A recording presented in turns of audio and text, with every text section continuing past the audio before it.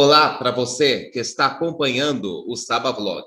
Hoje eu vou entrevistar o cineasta e ativista político Luiz César Rangel, a quem eu agradeço a ter aceitado o meu convite. Muito obrigado e seja bem-vindo ao Saba Vlog aqui no canal Solano. Eu que agradeço, Solano. Só posso fazer um. Deixa assim, não seria uma correção, Pode seria ser. uma. Eu não sou um ativista político, eu sou um ativador, Certo. Tá, né? ok. Porque eu não tenho assim uma nada partidário, nada de fato ideológico. No caso, já tive, né, um posicionamento mais ideológico um tempo atrás, mas hoje eu vou mais pelo as pessoas acordarem, né? Um ativista tentaria trazer as pessoas para o seu viés ideológico ou para o que acredita em si, né? Um ativador é aquele cara que quer que as pessoas acordem para que elas né, vão atrás do que elas devem ir atrás e se encaixem no que elas têm que se encaixar, mas de forma consciente, né? Certo. Então, eu sou um ativador, na verdade. Tá certo. Muito bem. Já são quantos anos de carreira dedicados ao cinema e como que é ser cineasta? Conte para nós os bastidores do cinema brasileiro. Mas aí agora eu não sabia que eu ia ser comprometido dessa forma. Eu não sabia que eu não sabia que eu tenho que falar desses detalhes sórdidos da nossa cultura. Bom, vamos lá, assim, ó, a coisa ela meio que se confunde e se mistura, tá? Por quê? Eu comecei de fato o meu primeiro contato, assim, que eu posso considerar real. Eu posso até te mandar esse material depois. Foi aos meus 16 anos de idade na Escola de Teatro Martins Pena. Mas você vai dizer, pô, mas estou te perguntando, Rangel, do cinema, e você está me dizendo da escola de teatro. Por quê? Porque na época eu estava estudando comunicação social, o meu sonho sempre foi fazer cinema, e a gente estava entrando no governo Collor, né? Então, automaticamente, por isso que eu sempre tive que ter uma conscientização política do que acontecia no nosso país. E a primeira coisa que o Collor fez na época foi tentar acabar com o cinema nacional. E a forma de eu fazer cinema seria através do mercado publicitário, através das peças publicitárias. Mas eu queria entender como é que funcionava a atuação. Eu não queria ser somente aquele cara que senta, fica numa cadeirinha, ação e corta, com uma pranchetinha na mão.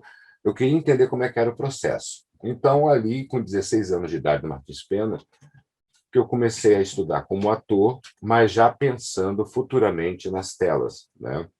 A televisão nunca foi a minha paixão. Eu sempre fiz, por uma questão óbvia de sobrevivência, gosto de TV, respeito, né? Inclusive o YouTube é uma extensão desse trabalho com a TV, mas então a coisa ela meio que se misturou muito. Se eu for computar este tempo, eu posso te falar que hoje, aos meus 49 anos de idade, eu tenho 33 anos de profissão, né? 33 anos em contato com isso, né? Uma coisa meio crística, né? Mas eu estou virando aqui para o lado que eu olho para você, tá? Que é aqui que eu estou te vendo. A Tá câmera ok. está em outro olho, tá? Tá bom.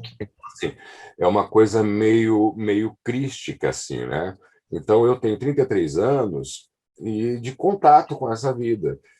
E que a gente vê de tudo, né? E eu vou te falar uma coisa.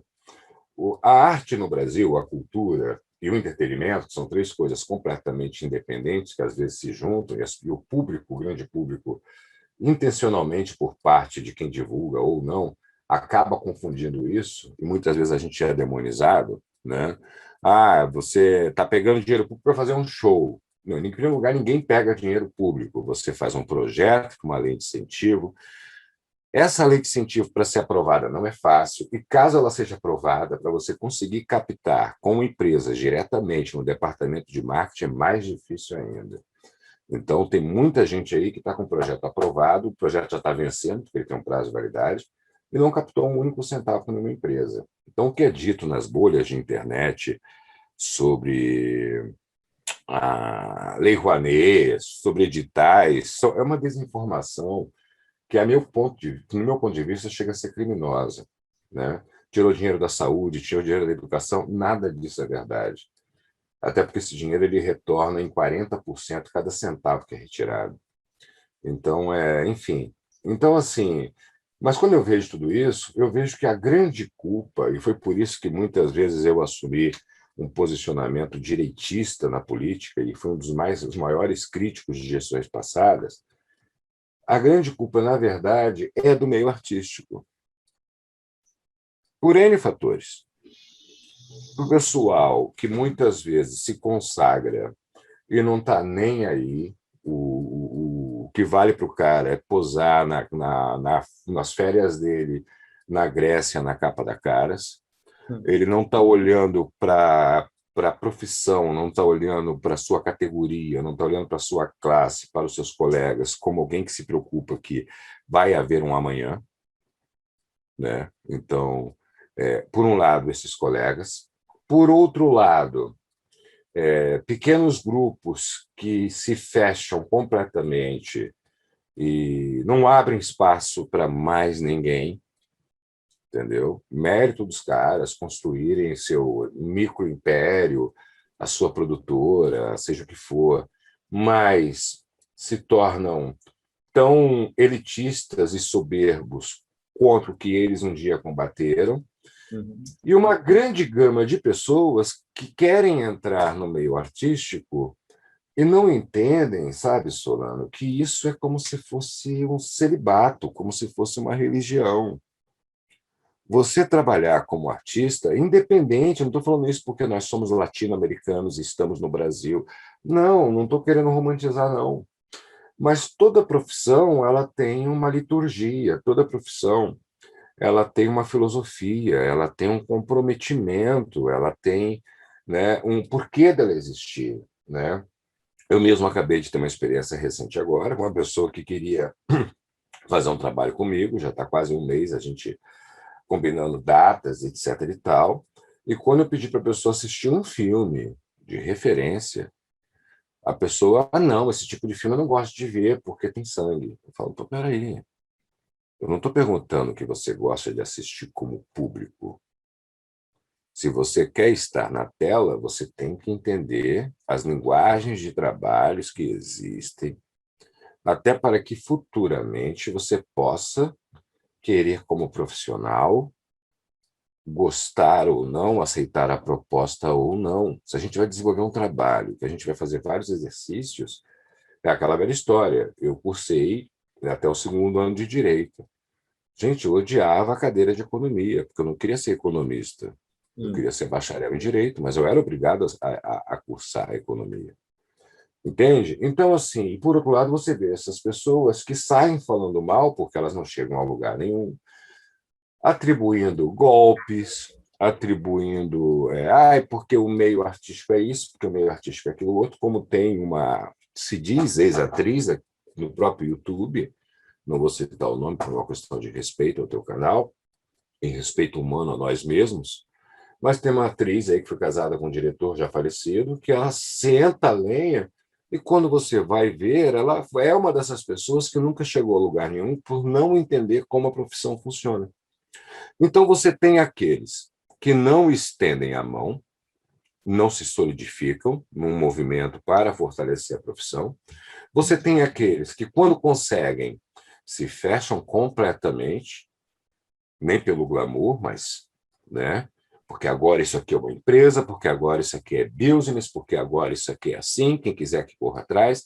E você tem aqueles que não entendem, são incapacitados e que saem queimando. E quem é que recebe e vê essa informação?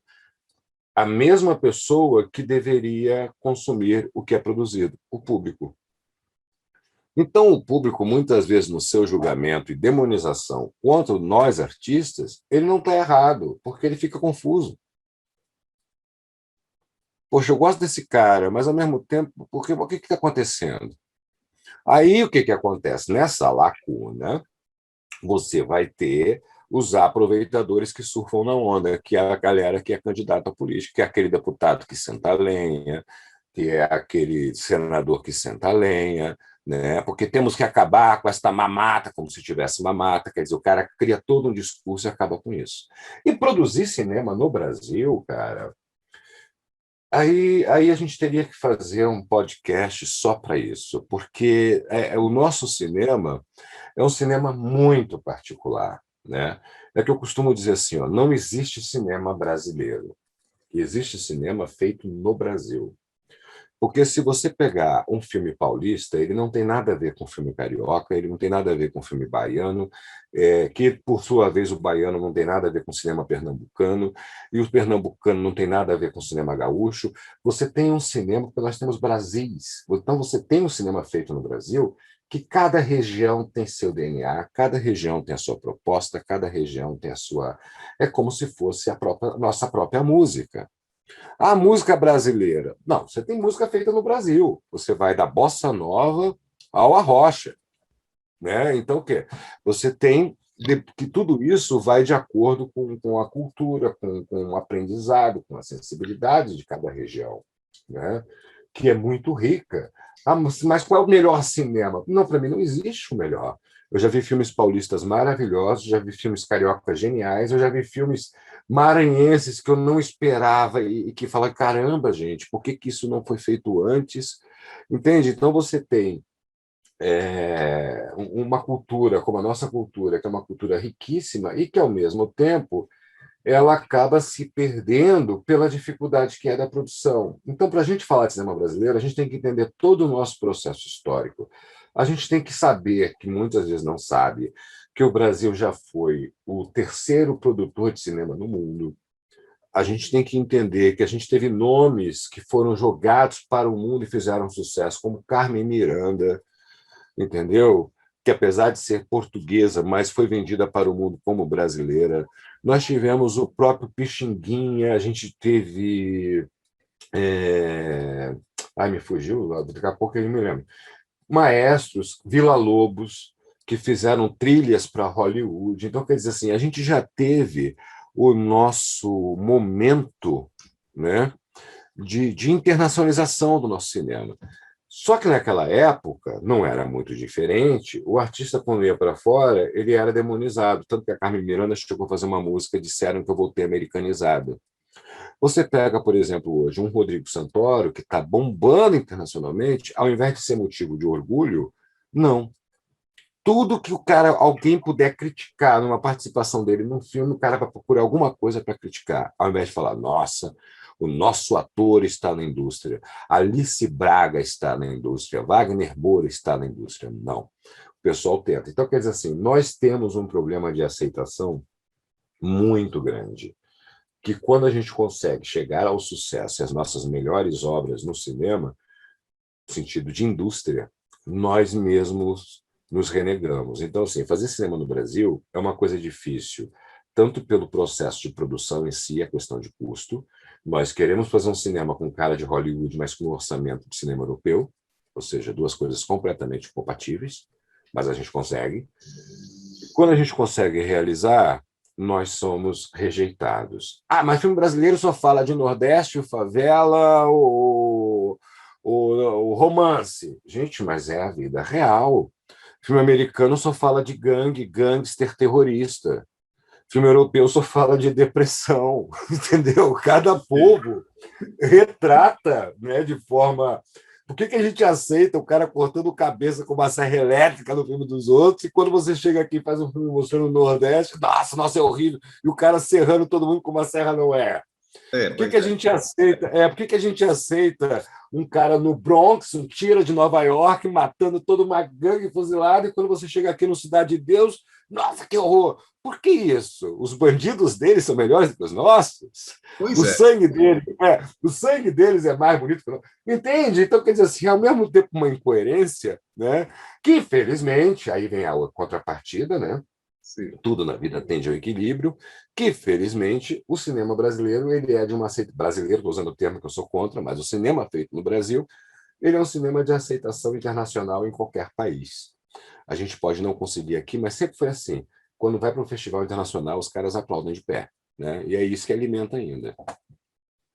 Mas tem filmes internacionais que mostram crimes de corrupção, máfia e tudo, e como nos outros países as leis são rígidas, muitos acabam se refugiando, por exemplo, aqui no Brasil, no Rio de Janeiro. Isso não mancha a imagem do nosso país lá fora?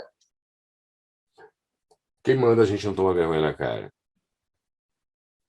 A É, culpa é dos caras. Quem mancha a imagem da gente lá fora é o fato de você deixar a impunidade no Brasil, Sim, né? com Por que a certeza. gente não faz filmes, então, dos nossos corruptos brasileiros lavando o dinheiro dos paraísos fiscais? E começa todo filme brasileiro a falar dos paraísos fiscais. O cara do paraíso fiscal também se atinar, poxa, a gente está sendo mal falado.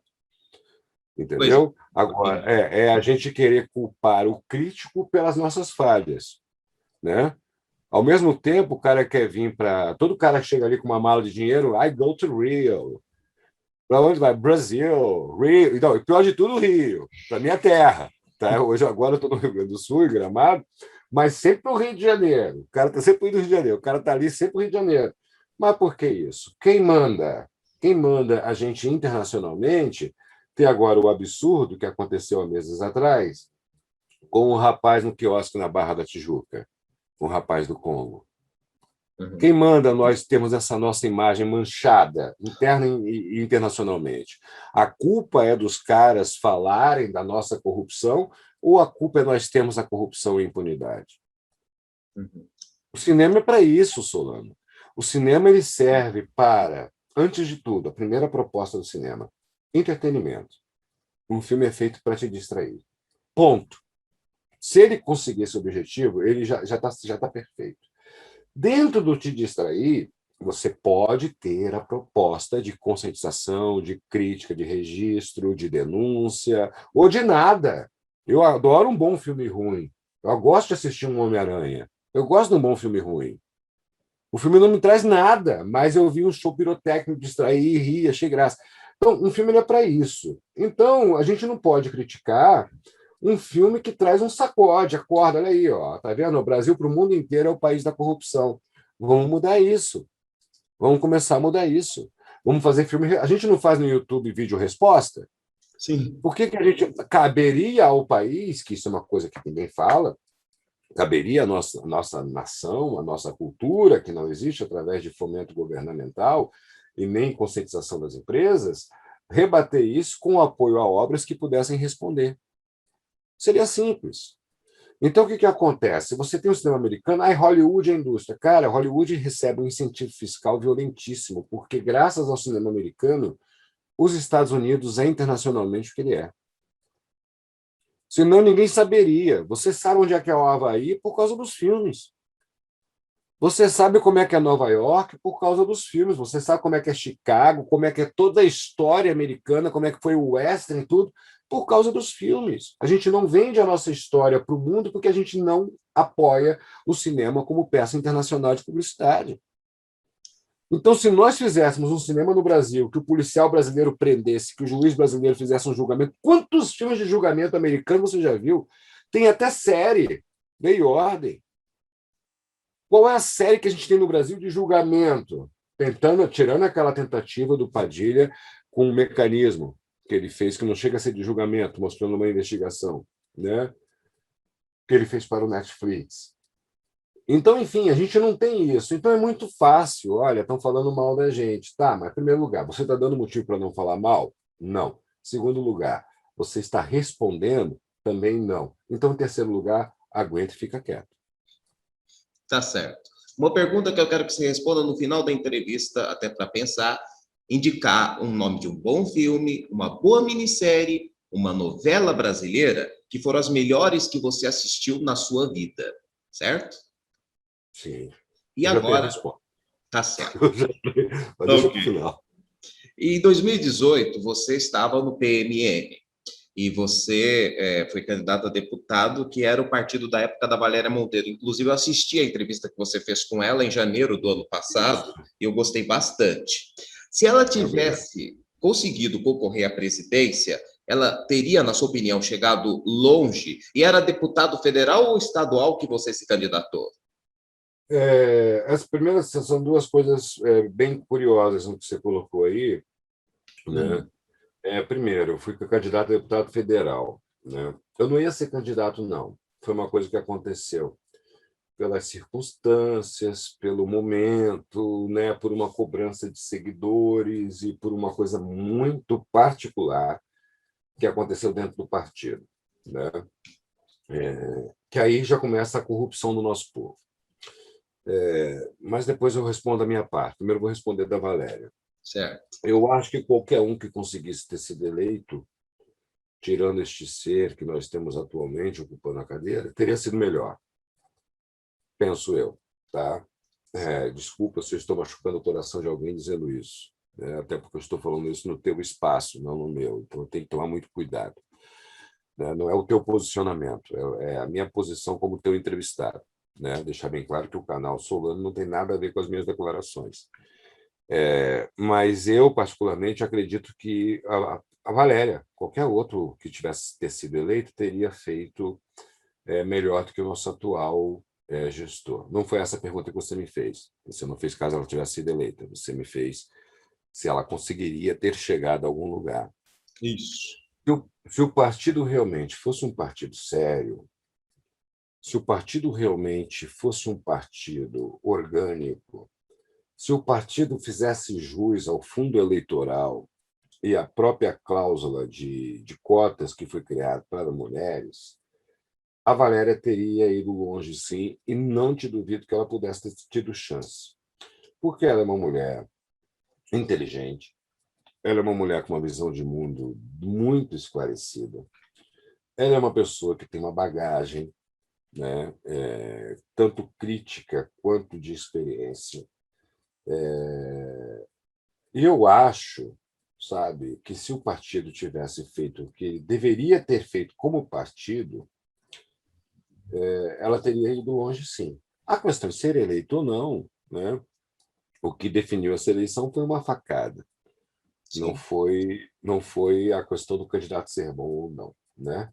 Nós somos tão autocríticos, mas ao mesmo tempo a gente é tão, né, tão mãezona nesse sentido que é complicado, né? Haja visto os vencedores do Big Brother. Quem vence não são os melhores, quem vence são aqueles que a gente tem mais pena, né? Depende. Então, não, mas tu pode fazer um apanhado geral. É Ah, uma questão matemática. Tu pode pegar um resultado geral, né? Os certo. melhores acabam sendo as vítimas, os perseguidos, os mais coitados, os injustiçados, né? São sempre os melhores, são sempre os escolhidos. Então é o que a gente mais se identifica. É uma tendência nossa se identificar com o sofrimento.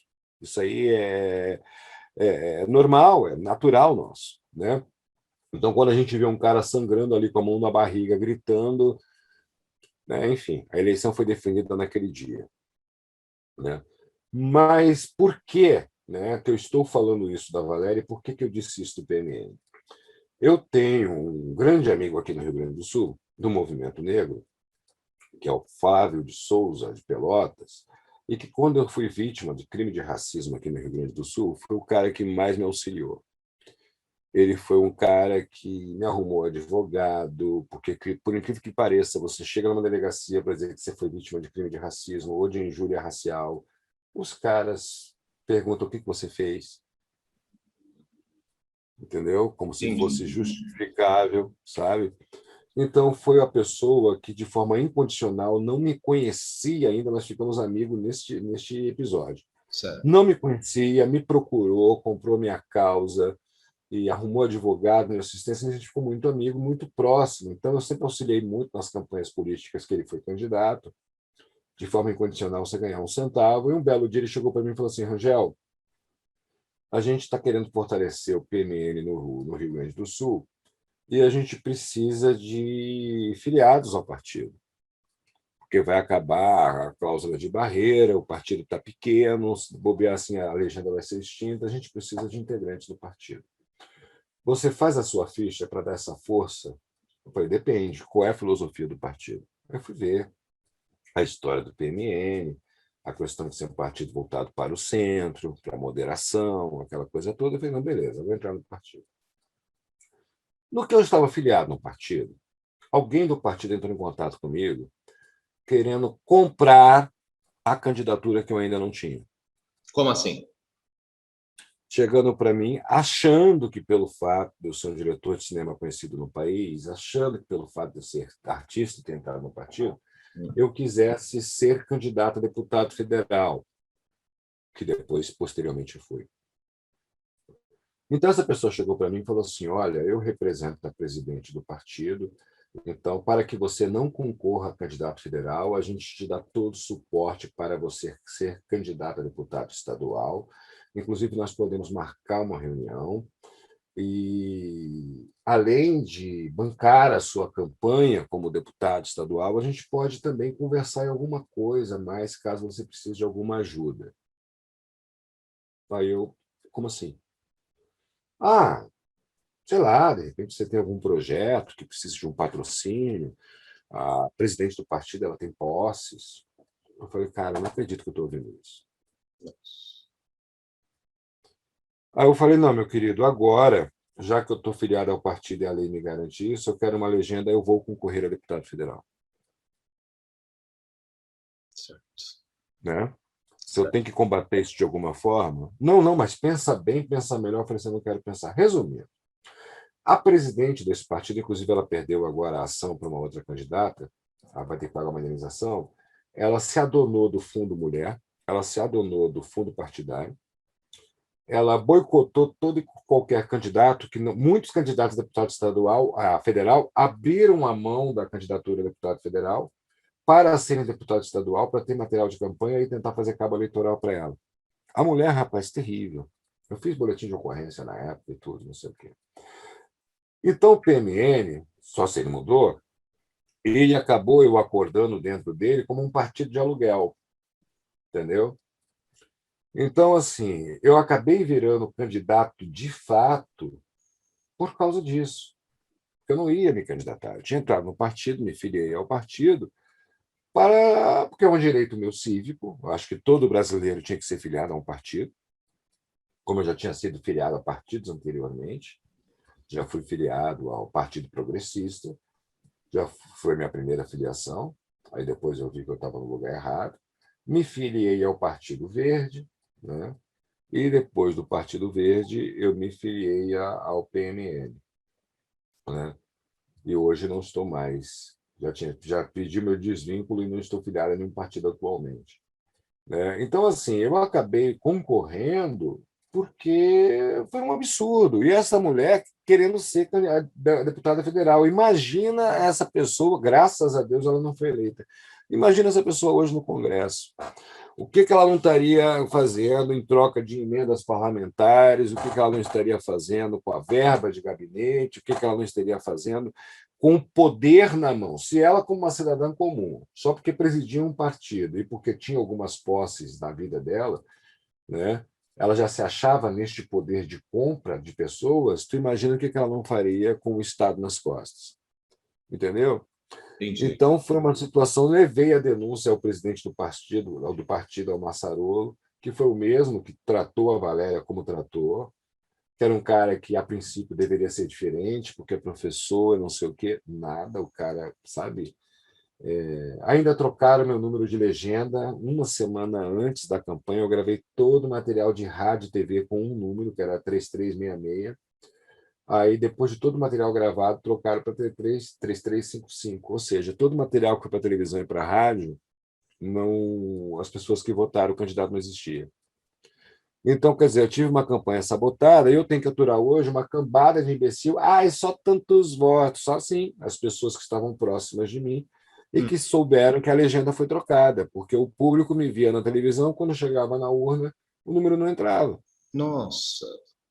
Entendeu? Então, assim, se você pergunta para mim hoje, acabei de ter um amigo meu hoje que está me chamando para concorrer a deputado estadual nessa eleição agora. Recebi hoje a mensagem de madrugada. Estou afim, não, sabe? Eu tenho mais liberdade, mais credibilidade estando do lado de fora. Poderia concorrer, tem fundo partidário, não vou gastar um centavo de campanha, posso usar isso ainda como meu marketing pessoal, posso usar isso como produção de conteúdo para material, posso. Mas, a princípio, não vou, não. Não vou, não é porque eu não queira fazer nada como político, é porque, cara, para eu voltar a ser candidato, sabe, Solano, tem que ser uma coisa muito. Que eu tenha que acreditar muito naquele partido que eu esteja entrando. E hoje eu vou te falar a verdade: em partido, eu estou muito desacreditado. Não estou desacreditado de algumas pessoas. Dependendo de quem me convide, Se eu acreditar na pessoa, eu posso entrar, mas pelo partido, não. Tá certo. Eu quero aproveitar aqui e mandar um abraço para a Valéria, que ano passado eu, inclusive, gravei uma entrevista com ela, esqueci de dizer isso. Você que está no canal, assista depois. Um beijo, Valéria. E qual é a sua opinião, Luiz César, continuando a entrevista, sobre as candidaturas avulsas? Elas seriam melhores e evitariam esse tipo de situação que ocorreu no partido? Bom, o grande problema nosso, culturalmente, é quando você vê um boi com carrapato, você mata o boi. Ao invés de pensar, vou matar os carrapatos e recuperar o boi, né? Então, assim, é jogar a água da banheira com a criança junto fora. Esse é o nosso problema cultural.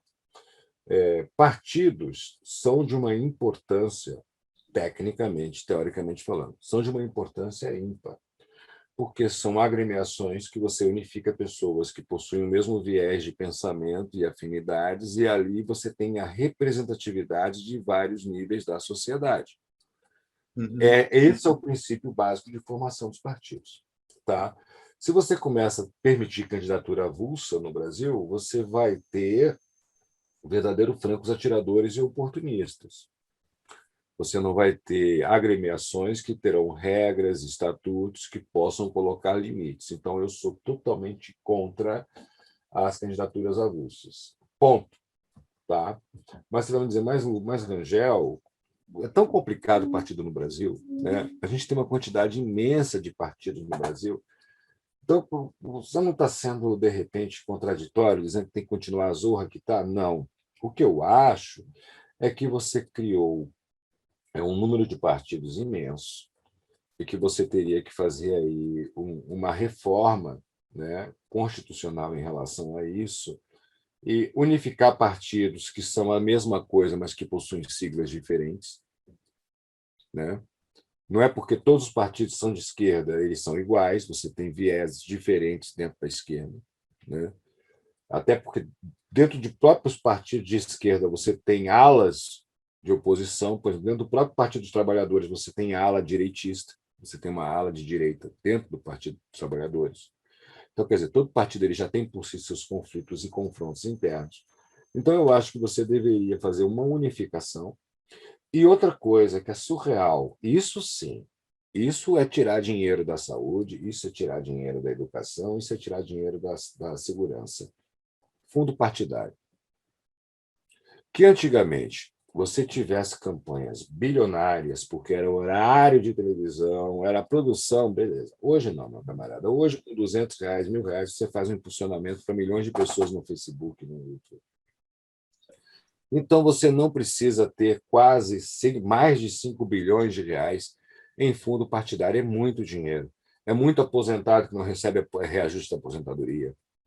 É muita pessoa sem uma bombinha de oxigênio de asma dentro de um hospital. É muito aluno sem um caderno, sem um transporte escolar. Muita criança sem merenda. É muito policial mal treinado e com salário baixo que você poderia estar destinando esse dinheiro para isso. Entendeu? Então, assim, esse fundo partidário que é usado para tudo, para tudo. O fundo partidário, por exemplo, o Moro ele está agora recebendo um salário de R$ 15.000 por mês, como recebe o Ciro, como recebe o Lula, como recebe todo candidato. Ele recebe um salário por mês. E esse salário é pago com fundo partidário. Sim. Pô, cara, você quer ser candidato, entendeu? Pensa bem, sabe? Para que você vai ter um salário como candidato? Ah, mas vou ter que me ausentar para a campanha. Cara, faz parte do teu empreendedorismo para a política, né? Você não está empreendendo aí no teu canal, você não teve que comprar uma câmera, você não tem que pagar a tua internet, você não está aí a vídeo após vídeo trabalhando a quantidade de inscritos para monetização, para atrair, para não sei o quê, a questão do engajamento, relevância. Você às vezes não tem que botar a mão no teu bolso para bancar um AdWords do YouTube para divulgar o teu material, para não sei o quê. Você não está empreendendo? Por que vai ter que ter um fundo para te ajudar a entrar no YouTube? Da mesma forma, não tem que ter um fundo para ajudar o cara a entrar na política, né? Sim. Esse tipo de subsídio do fundo partidário, eu acho errado. Eu acho muito errado. Agora, em relação à candidatura avulsa, eu acho um dos maiores erros que a gente poderia fazer no Brasil. Se a gente não consegue, com regulamentação, com estatutos, com regras, fazer com que os partidos ajam como deveriam, imagina você botando lobos solitários no meio dessa galera. Meu Verdade, amigo. Sacou? verdade. Fale dos seus dois canais, Índio News e Casos Policiais. Bom, eu tenho o Índio News, eu tenho casos policiais, eu tenho filmes e séries, eu tenho Não Acredito, eu tenho o Guia da Gula, e ainda tenho o Cine com a Não, mais o Canto da Joana. Então são mais do que dois canais. Verdade. Entendeu? Entendi. O Índio News, ele começou em cima do apelido que eu tinha de infância, né, que era chamado de Índio. Era um canal anterior que eu tinha grande, opinativo, e que eu fiquei assim com um público muito tóxico naquela época de 2018, 2017, 2018. Aí eu resolvi dar uma quebrada, uma parada. O canal já estava com 200 mil inscritos. Hoje ele está com 190, alguma coisa, porque saíram alguns inscritos, graças a Deus. Foi o trabalho de quimioterapia do canal. Uhum. Porque um hater faz mais barulho do que 1000 lovers, é uma coisa impressionante. Então, assim, e eu não ia perder um canal daquele tamanho monetizado e pensei no nicho de mercado e vi que as notícias seriam legais. Então, eu comecei no Índio News, querendo falar só de notícias, mas, sabe, cara, eu não estava na minha zona de conforto da questão da opinião, né? Eu preciso opinar como cidadão, como pagante de impostos, como pessoa, como pai que tem um filho que me preocupa com o futuro dele, que ainda tem uma mãe que me preocupa ainda com a vida dela, né? Tenho irmãs que me preocupam com a segurança delas e tal. Então, sim, eu sou obrigado a opinar, né? Pelo menos sentir que eu estou fazendo a minha parte em algo. Aí eu comecei a trazer o Índio News para um canal de notícia mais opinativo, né? E tive que voltar para a política dentro das notícias, que é inevitável, até porque o material de notícia política putz, cara, a cada segundo sai alguma Grande. coisa, né? O Uhum. Casos Policiais foi um projeto meu pessoal que eu comecei a fazer na curtição e que agora já passou de 10 mil inscritos sem eu fazer divulgação, sem eu fazer AdWords, sem eu, nos outros meus canais, chamarem para o Casos Policiais, e no canal que ele pegou uma bolha e vai indo, que é a bolha do True Crime, né?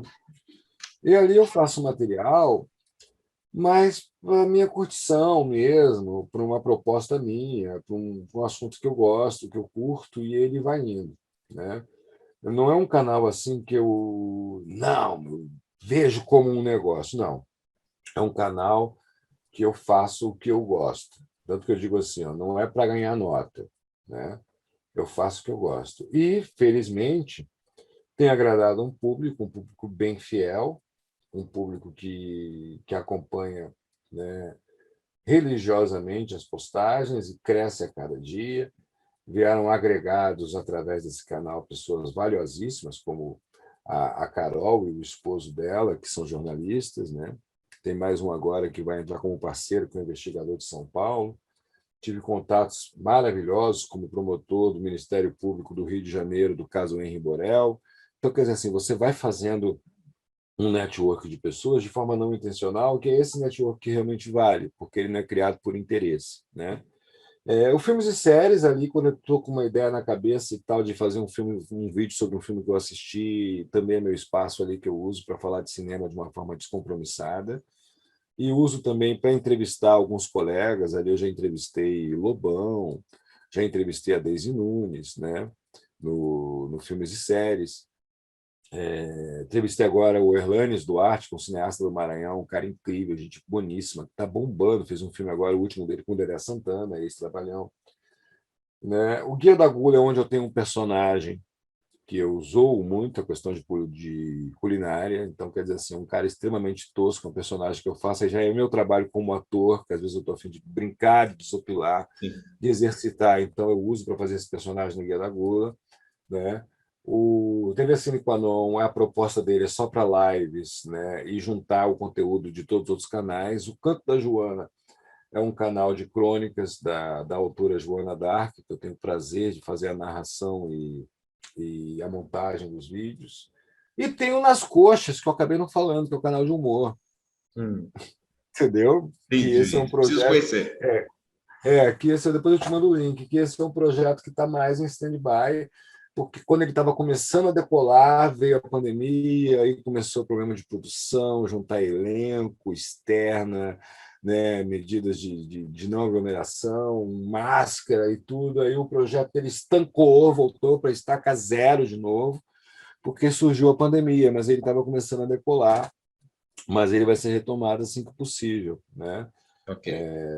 E vai por aí vai. A gente vai produzindo, né, cara? Eu sou produtor, eu sou diretor, eu sou publicitário de formação. Faz parte, né, produzir. Eu falo assim, eu tenho que fazer vídeo, eu tenho que fazer conteúdo igual um padeiro faz pão. Não adianta, sabe? Verdade. E, né? Tá ok. Então agora nós vamos saber o melhor filme, uma minissérie e a melhor novela brasileira que você já assistiu. Rapaz, tem tanta coisa boa, né? Eu vou ser injusto com os próprios filmes, com as séries e com as novelas. Sim. Mas eu vou citar, não vou dizer o melhor, vou dizer alguns melhores rápido aqui, até para não estender muito o teu tempo de vídeo, tá? E vou justificar o porquê. Vamos Tudo bem. começar pelas novelas. Vamos começar pelas novelas, Pode tá? falar. Nós tivemos novelas no Brasil ótimas que retrataram a nossa história, como A Moreninha, Escravizaura, né? Novelas que abordaram momentos históricos do Brasil, não apelando somente para a romantização ou para a ficção, contando fatos e que foram importantes até para os brasileiros encontrar sua identidade, né? Chica da Silva é outra também incrível, né? Novelas nesse sentido. Mas eu acho que para acordar para uma realidade de fato, existiram duas novelas icônicas aí. Uma foi Roque Santeiro e a outra foi Salvador da Pátria, tá?